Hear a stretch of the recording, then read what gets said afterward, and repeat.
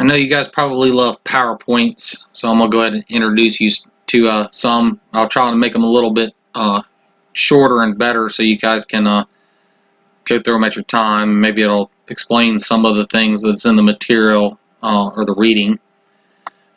So networking today, when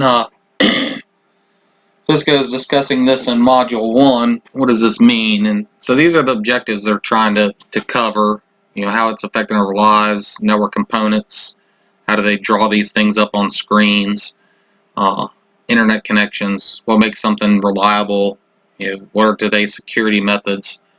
So we're going to cover these, and I'll do all these module objectives in a couple different videos so that it's not too much. So let's go right into how does this affect our lives.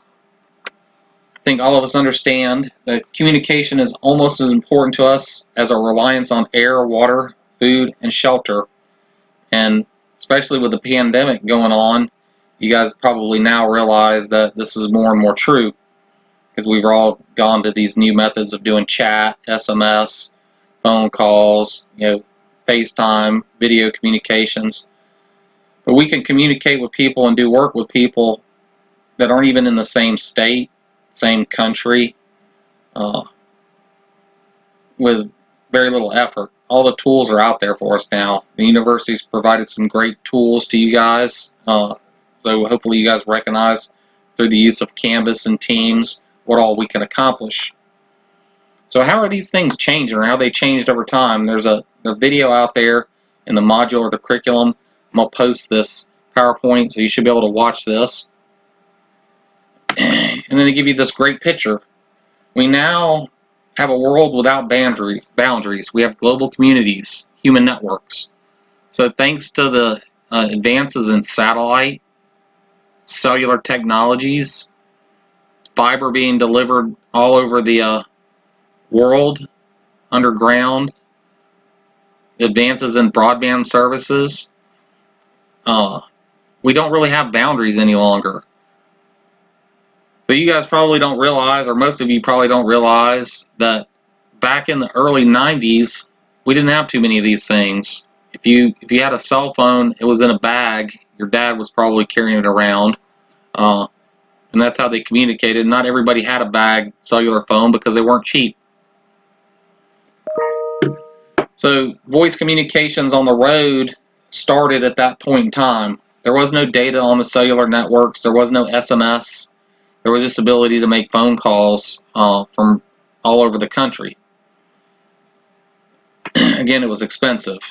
If we wanted the internet, it finally, probably around the mid-90s, started hitting our households, but it was in the form of dial-up communication. So you guys are used to pulling up a computer or opening up your phone, clicking on Chrome, typing in a web address, and boom, the website's there.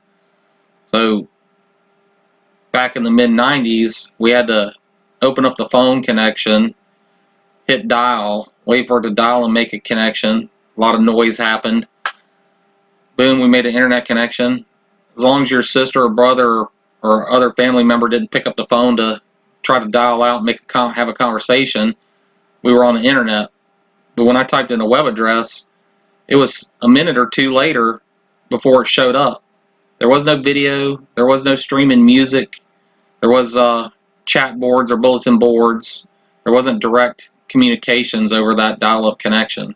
So everything was disconnected. Later on in about the 2000s, wireless started showing up, so we could actually jump onto an internet connection somewhere within a room, an office space, and get onto the network. We had broadband services in the form of T1s. Cable connections started coming out. Things that advanced this past dial-up started taking place. Not too long after that, cellular stuff started showing up.